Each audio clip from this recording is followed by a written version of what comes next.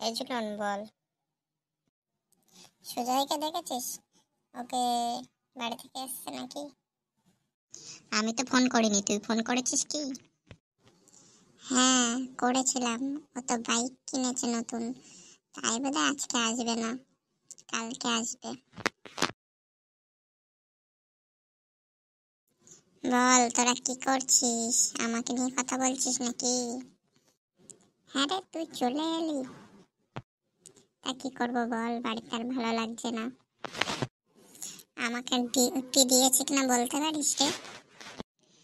এই তো আমি এক্ষুনি দেখলাম তন্ময়দার কাছে, তোকে তো ডিউটি দেয়নি। ও বুঝলাম। ওটি করছে কে কে রে? ওই তো রূপম আর আমি ওটি করছি। হ্যাঁ, তোদের মতন বন্ধু থাকলে তো শত্রুর দরকার হবে না, নিয়ে নিলে তো খেয়ে নিলে তো আমার ওটিটা। এই সব হয়েছে রূপমের জন্য। তুই আমাকে কেন ব্লেম করছিস? আমি কি করেছি এর মধ্যে? যা, তোদের সঙ্গে কথা বলবো না, থাকবোই না আমি। বল চলুন, আমার কি দোষ? আমি কি কিছু করেছি নাকি? বাদ দে সুজা, একটু ওইরকমই। চল ডিউটিতে যাই।